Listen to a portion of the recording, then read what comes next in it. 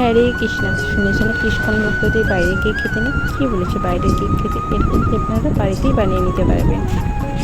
তার জন্য প্রয়োজন 1 কাপ ময়দা, 1 কাপ চিনি পেস্ট করা, হাফ কাপ তেল, চামচ পাউডার দুধ, 2 চা চামচ বেকিং পাউডার, হাফ চা চামচ বেকিং সোডা, 1 কাপ দুধ।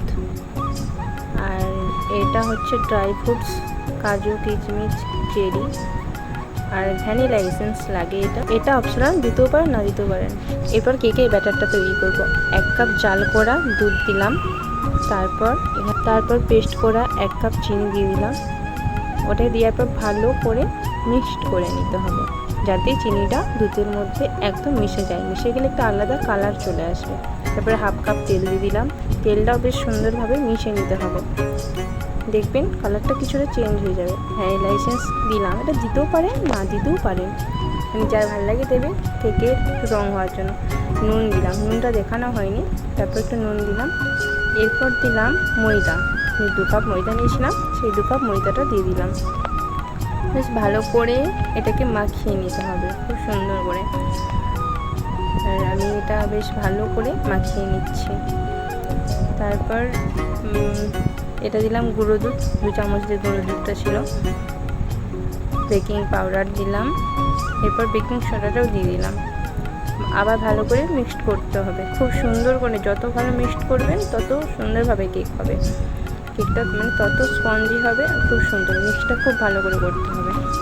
তো আমি এভাবে মিক্স করে নিচ্ছি। তারপর ড্রাই ফ্রুটগুলো না হালকা কুঁচো করে দিলাম কেকের মধ্যে, মানে কেকের ভেতরে। কাজু, কিশমিশ, চেরি দিলাম, ভালো করে মিক্সড করে নিলাম। দেখতে পাচ্ছেন আমি খুব সুন্দরভাবে মিক্সড করে নিই। এরপর কেকটা বসানোর জন্য একটা জায়গা নিয়েছি আর পেপারটার মধ্যে তেল ব্রাশ করে নিয়েছি।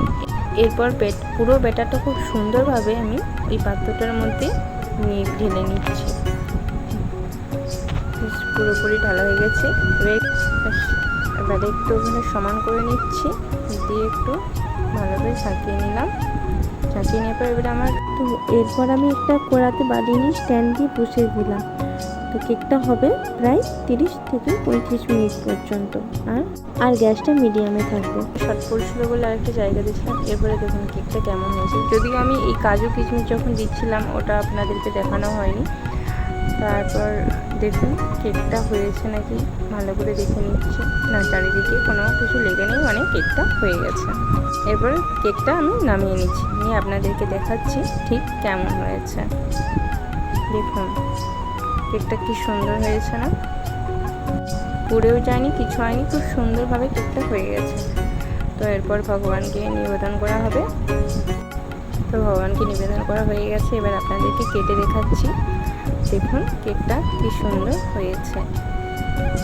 মানে ভগবান তো খুব খুশি হয়েছে, প্লাস আমরাও খুব খুশি হয়েছি। আমাদেরকে তো বাইরে কেক কিনে খেতে হচ্ছে না, বাড়ি তৈরি করছি, ভগবানকে দিচ্ছি আর ভগবানের প্রসাদ পাচ্ছি। হরি বল।